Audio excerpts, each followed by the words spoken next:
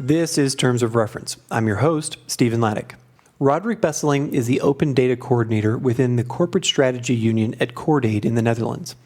In this role, Roderick brings together his expertise in design, development, and data analysis and is responsible for taking a leading position in the open development movement within the international development sector.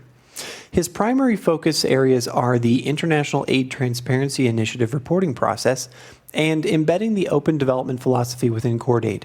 He is a passionate advocate of the open development movement and believes that only through cooperation and collaboration among different stakeholders can sustainable solutions be developed and the aid dependency cycle broken. I spoke with Roderick in The Hague. Hello, Roderick. Thank you so much for being on the Terms of Reference podcast today. Thank you for inviting me. It's my pleasure. And, we're recording this in sort of mid-May, almost late, let's call it late May. And You are sitting where right now? I'm in the Netherlands at the moment, in The Hague, in our sunny offices, in The Hague. I was going to say, so you're almost looking at summertime now, I guess. Yeah, I mean, nobody's told nature yet that it's supposed to be warmer than it is right now, but in theory it should be summer soon. Awesome. Roderick, you work for an organization called Cordaid. Correct. Tell us about that just to get started with. It's a huge organization. It's been around since, 1914. But just give us a little background of what that organization is, but then specifically what your title is and what you do, because that's what we want to talk about today. Yeah, no, exactly. As you mentioned, Cordaid recently celebrated its 100th year anniversary. Cordaid is one of the big four Dutch development organizations / NGOs. As an organization, we focus on building flourishing communities in fragile contexts.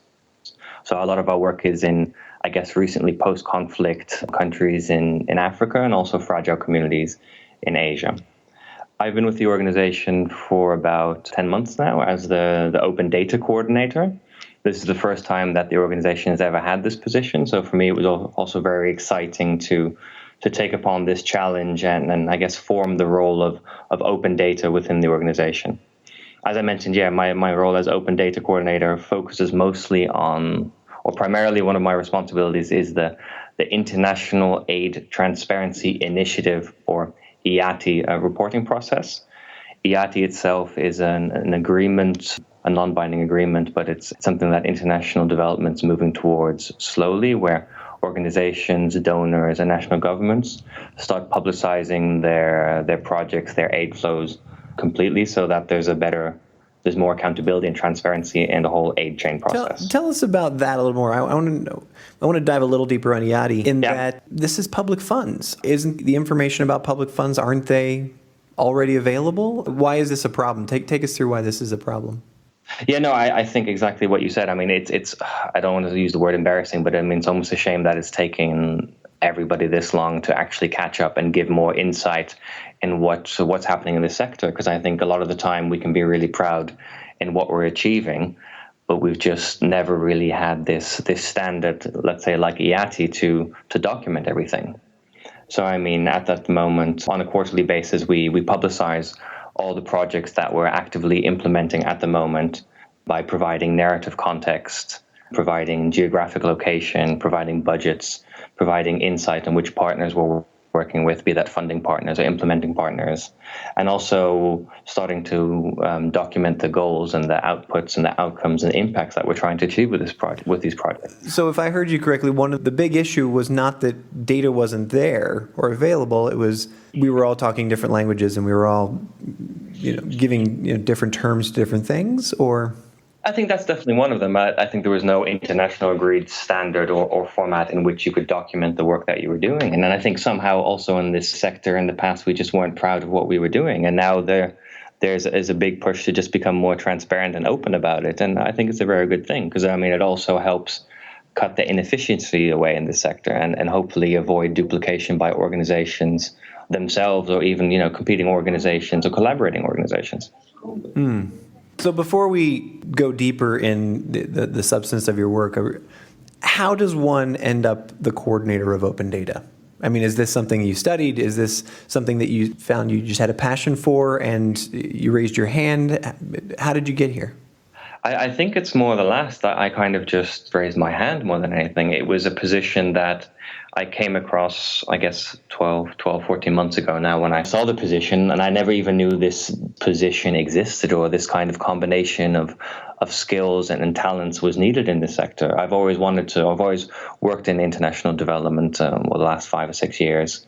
Most firstly as a project officer at an organization called the United Network of Young Peace Builders, which focus more on getting a youth voice in political resolutions, and also a few years in Ethiopia as an ICT project officer. So, I mean, I always had this kind of combination of this project work / IT knowledge, data knowledge, and it was always two kind of separate worlds that I was trying to combine and that I both enjoyed, but they never really fit together.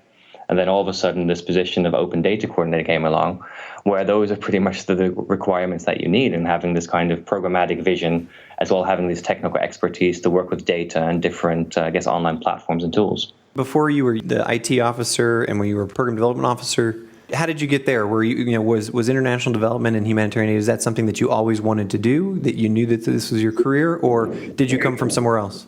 I think secretly it's something I always wanted to do without realizing. I mean, I'm Dutch by birth, but I grew up in Europe most of my life. I lived in Switzerland, Germany, France, England, Ethiopia for a bit, and I've only recently moved back to the Netherlands. So, I mean, this international, intercultural aspect of work and personal life balance has always been there for me. But when I first finished high school in Germany, I first attempted a degree in computer science, software engineering, and economics.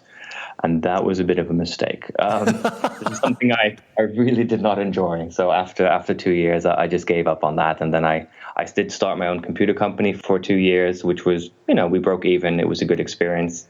And after that, I ended up in the hospitality trade for a few years, being a bar manager and restaurant manager, and really enjoying that. But I did get to this one point in life where I thought, I just want to do a bit more. I just want to give something back a bit more. And then tell us about the moment. You're sort of going there, but I want to preempt you and say, there's usually a moment or an event or something. What was the moment where you're like, I got to get out of the hospitality business, and what was it? What was your leap into development and aid work? I don't know if it was just a moment or just a gradual process. I mean, I really enjoyed, I guess, the lifestyle of working in bars and restaurants and the social aspect of it. And it was a lot of fun. But I guess, I don't know. I don't want to say I woke up one day and looked in the mirror and went, oh dear, not that you can do something better with your life, but I think it's time to do something else. I just felt like I had more capacity to give than just what I was doing there. Much of our audience are young people coming out of a master's degree or even a bachelor's degree, or people who are transitioning in, right? One of the pieces of research that we've done at Aidpreneur has shown that so many of us in this business, we come from elsewhere, right? It's actually quite rare to be someone who's like, yep, I know this profession, this is what I want to do, although that's changing a little bit. Yep. Tell us about getting your first job. You're in the hospitality business, you were a computer, you had a computer business for a while. Was it hard? Did you stumble on something? Did you know someone? How did that happen? Yeah, no, it really wasn't about getting a job at all. It was going back to university and finishing a degree. So, I mean, I guess what I did, I mean, again, it's always a question. I mean, I think many people have said that as well. Getting into international development, doing an international relations degree might not always be the right thing to do. But I mean, at that time, I chose to do international relations politics at the Nottingham Trent University in the UK. And that was a good cornerstone, again, of my academic career, kind of giving me, all right, so these are the opportunities that I can do within international development. And after that, you, of course, end up doing a master's, and then you think, all right, I'm doing a master's, I'll finally specialize in something, I'll become an expert, only to find out, of course, once you've done your master's, that you have even more questions than when you went in. One of those situations. And again, I think after that, like many people, you don't fall into, you have to start doing a few internships here and there, and you do a few internships during your studies as well, just to kind of build that experience and your knowledge about the sector. So going back to what you do now, you've been in the position, I think you said 12 to 14 months right now, correct? Yeah, exactly. Well, I've been with Cordaid now for 10 months, and I saw the job opportunity about 14 months ago. Oh, okay, sure. So in that time, is there a story specifically about how you have seen open data be transformative or really make a difference? Or you're like, it's the wow story that you tell people to get them jazzed up about using open data? Is there something like that you've seen so far? I think, especially it depends on if it's for the individual, for the organization. But I mean, of course, there's a lot of, I guess, reservation or hesitation from organizations to jump into open data right away, or to jump into this whole IATI process, because it is a little bit confusing and daunting at first. So it takes a little bit of time to explain that, if you're open more with your own work, and if other people are open more, then you can actually achieve more sustainable targets and more sustainable results. But of course, a lot of the time people are very concerned about privacy and competition, and think that other organizations will steal all their information and stuff like that. But I know for Cordaid, for example, I mean, becoming more transparent and accountable externally for our different stakeholders has also meant that as an organization, we have a much better insight about what our different staff and programs and country offices are actually doing. So I think one of the biggest beneficiaries of becoming one of the leading actors in open data is Cordaid itself, because we have a very concise, context-rich data set now that explains what we're doing, with who we're doing it, when we're doing it, and how we're doing it. This is what I try to tell organizations that are dipping their toe into open data or open development, that, I mean, yes, you're doing this for many other people as well, for the beneficiaries, for the different stakeholders. But for an individual and for an organizational level, you're a massive beneficiary as well of shifting your focus to being more open data or / development minded. What does an investment in open data look like? You've been at your position for 10 months now, so clearly there was a decision taken at Cordaid to do this, and then they brought somebody like yourself on. For someone like Cordaid, is this millions of dollars to put transparency online, or is this, what kind of human resources shift is involved? What kind of policy shifts are involved? And are you still in the rollout process, or has this really taken hold? No, this has really taken hold. I mean, I was fortunate enough to take this position over from I think it was 2 consultants that were working here first, that really focused on the change management of the organization to get us ready for becoming more transparent, becoming more accountable. So yeah, those 2 people did, let's say, all the hard work, and I had the happy function of then continuing the position within the organization. If you look at costs, though, I mean, a lot of the time, the information that we publish online is already available within the organization. But the problem is often it's somewhere in, I don't know, on a project officer's local desktop. It might be in the sent email folder from another project officer.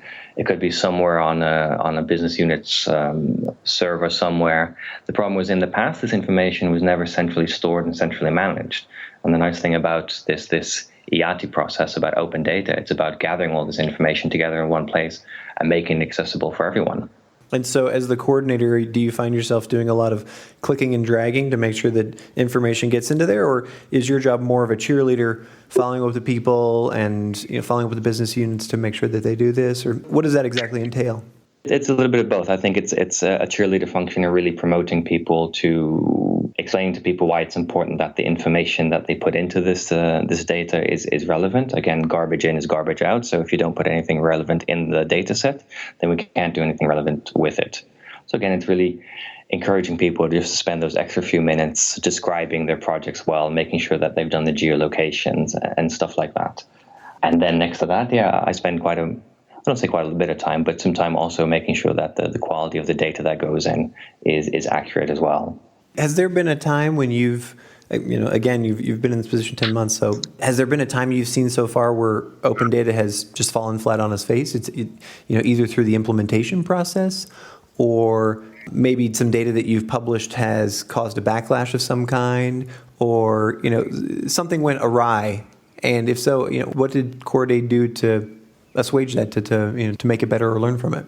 I think that's often one of the concerns that either individuals or organizations have, that what if we publicize something and then somebody, some newspaper or some vindictive journalist uses it against us? And for us, thankfully, that hasn't happened at all. And I think we can also be quite proud of what we're doing as an organization, and we're not trying to hide anything, And yeah, I mean, any really negative things? I think no. I mean, sometimes when we publish information online, there's spelling mistakes or the wrong partner's been added. And then what's nice is that the individual project officer will then, email me quite quickly and say, look, this information's wrong online. This isn't good for the partner. This isn't good for us. It doesn't make us look good, which is really nice for me as well, because it really shows me that people within the organization are really committed to it as well, and that they're proud of having their information online, and that they want to make sure it's correct. So, I mean, yes, we'll get some feedback, but I mean, it's even if wrong information goes online, then it's quickly followed up by one of our project officers because they're committed to it as well now. So are you mostly coordinating in your organization with your project officers? Or, I mean, you have 600 partners on, within Cordaid. I can imagine there's just thousands and thousands of people. So how does that trickle down? As the coordinator, what's your next level of people that you're really cheerleading? One of my roles within the organization, so it's this quarterly reporting process for IATI. My other responsibility is, I guess, find out how we can use data or open data within like the 3 core processes of Cordaid, be that fundraising, communications, and programming. So I also spend some time working with, let's say, the tender desk and the project officers that write project proposals to see how we can use the data that we have already, so they can, for example, use that as a track record document or as a needs analysis tools. And then also for programming, I mean, I worked with our unit disaster risk reduction, and I found a data set called the World Risk Index, which kind of shows you a needs analysis of which countries around the world are most susceptible to natural disasters. So I mapped that together with our own project data from their business unit to see, these are the countries that you're working in already, and these are some countries that we're not working at. Maybe we can share our expertise in these countries, or why aren't we working there? And then also for just the communications tool, again, it's very, IATI or open data is a very good communication tool because the information is just there and you can manipulate the data or use the information that you want quite readily and quite easily, be that for making an infographic or a chart or anything that the communication department wants. So what does reporting to IATI look like? How does that, can you give us a sense of how that relationship works and what the governing body is and what is it that you're reporting?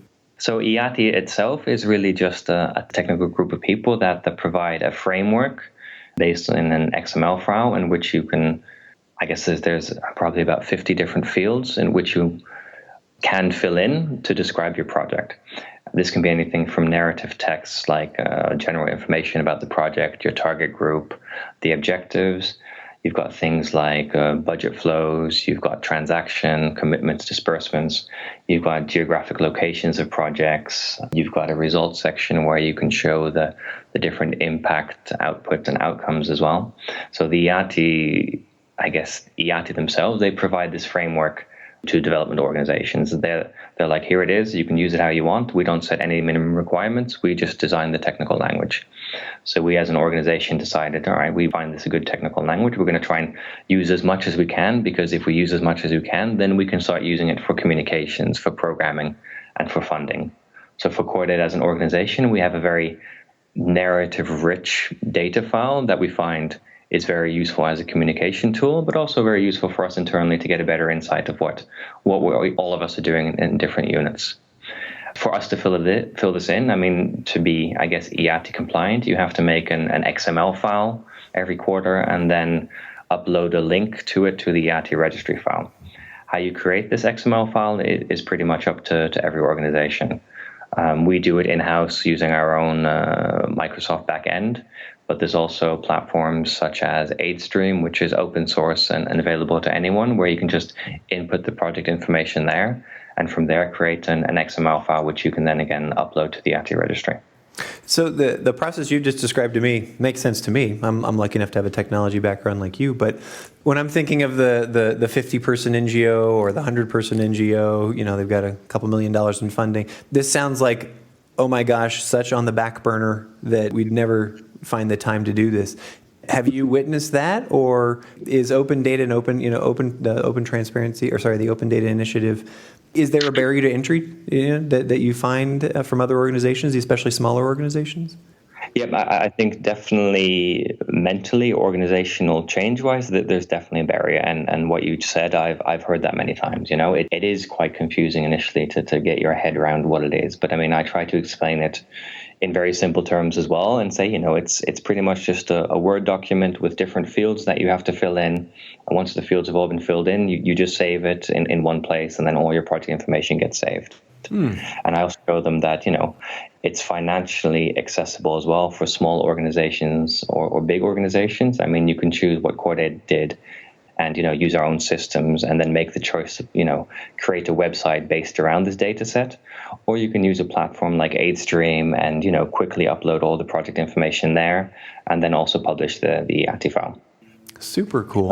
So again, it depends how complex you want to get as well. It depends if you just want to start with a few projects or if you want to just throw all your project information. But of course, the more information and the more data that you have in this data set, the more that you can do with it. So I, again, try and encourage people to put as much information in there as they can. Right, and I'm not sure if this is a non sequitur or not, but as you're describing the process, it's really part of a learning organization. I mean, this is a core function of a learning organization, and I can see the benefit. How many organizations have we gone to over at Aidpreneur where every time they write a new proposal or every time they're doing a new narrative, it's searching for that information, and this is really creating that initial repository where everything's there for you. Yeah, and also, which I had mentioned, you can also easily tag projects with, they're called these CRS codes from the OECD, which you can say what kind of topics the project really addresses itself.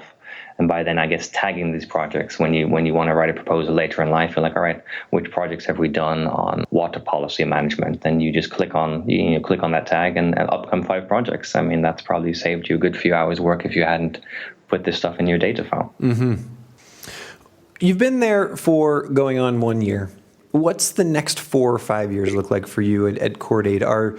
Is there still a lot to be done, or is your job more about just continuing to build the muscle and be the cheerleader?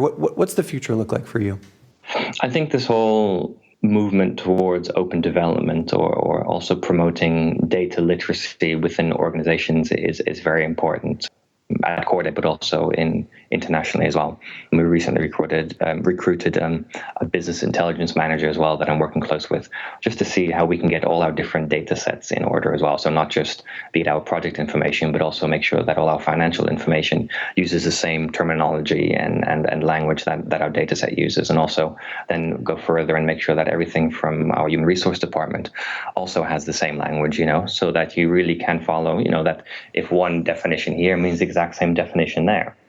And what we're also looking to move towards is creating these kind of on-demand annual reports. So if somebody wants to know what Cordaid's done in 2015 until now, then they can do that. Then we want to be able to generate this annual report automatically on demand based on different data sets.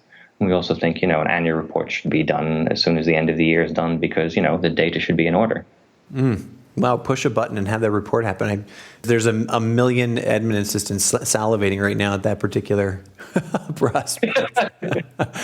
Yeah, no, exactly. And it would just be so beneficial to so many people, not just in the organization, but externally as well.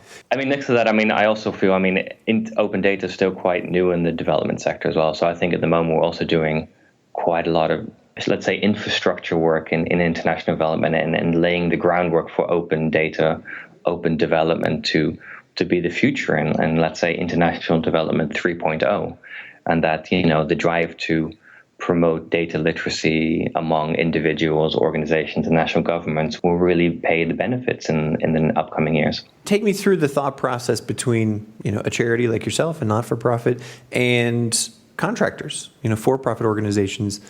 You've said, that some of the pushback, some of the resistance comes from, releasing intellectual property and those kinds of things. I can also imagine, salary data, these kinds of things would be potentially quite controversial. Have you had that kind of feedback from people? No, of course, that's something that often comes up. But IATI itself and open data isn't so much about, showing how much our CEO is being paid. It's really about focusing on the projects themselves and the results that they're achieving. If you want to know how much our CEO gets paid, it's in our annual report every year anyway. So, but we really want to focus on what's the impact of the projects that we're doing and how is this being achieved. And I think that's also sometimes the concern about people when you hear the word open data. It's they think that you throw everything open at an organization. But the reality is that's not often. That's sure. Not so it's not your licenses, it's not your patents, your technology. It's really about project results and project implementation. Exactly. And, just how we achieve that and how we're planning to work with the local community to achieve those results. And yes, that also means that our project plans are open as well, and public to everyone so people can see how we're trying to achieve this. And I guess that could be argued as intellectual property as well. But we think it's worth sharing this information so that we can also be held accountable if we don't achieve our results. You hold a position that is what we like to call one of the non-sexy positions in international development and humanitarian aid, right? When you think of the poster of the UNICEF person, they're giving the injection to the child or they're digging the well, they're out in the field doing the work. Yeah. How do you stay psyched? Where do you get your energy from? Because I'm assuming you're not going to the field too often. You're not, interacting with communities on a regular basis, sort of personally. Where does your inspiration come from? No, I'm trying to find as many excuses as I can to go into the field, but I haven't found the right one yet. So yes, I understand exactly what you mean. No, it's a very social position. So with the 250 people that work here in headquarters in the Netherlands, I get to speak to a lot of people. So for me, it's great. I get to really advocate the use of open data internally a lot. And one of my positions as well is I guess, thought leadership and really positioning Cordaid as one of the thought leaders when it comes to open data in international development. So I do a lot of external presentations. I go to a lot of conferences. And again, it's at these conferences and at these presentations that you meet like-minded, techie, nerdy individuals also working in this field. And from them, I also gather a lot of inspiration. Do I miss going to the field? Yeah, for sure. But I think also in time will come where, we also start building the capacity of our country offices to use data better and to use open data better. So I think that time will come. Fantastic. I always end each of these conversations with the same question. I ask it to every guest, and that is, you've been able to stumble along from, the computer business to hospitality to, now a flourishing career, not only in development and aid work, but truly cutting edge work. What advice would you give to someone listening to this show who's either coming out of a master's degree or interested in transitioning into the field about how you've been able to create sustainability and success? I think it's about following your passions as well and finding people that inspire you and finding, I guess, maybe also a bit of a niche in the market. One of the people I admire a lot as well, and I saw that you've interviewed him as well, is Patrick Meyer. And, that's where the things that the community is doing and getting together after disasters is amazing. It doesn't necessarily mean you have to go full-flung into international development work already, but there's a lot of opportunities to build your experience and to gather more insight on what this means. But no, going back to your question, I don't know, find something that you're passionate about. It's very difficult just to be a project officer or a program manager. Aim higher, really find something that you're interested in and focus on that. That can be, again, anything from logistics to more data to being a good networker and looking for business opportunities. It's becoming a very diverse and dynamic field, international development, thankfully. So, there's a lot of different unexpected openings and possibilities happening, I think, within the next few years. Roderick, thank you so much for your time today. I really appreciate it. Yeah, it's been my pleasure, and thanks for inviting me again. You've been listening to the Terms of Reference podcast from aidpreneur.com. Subscribe to us on iTunes.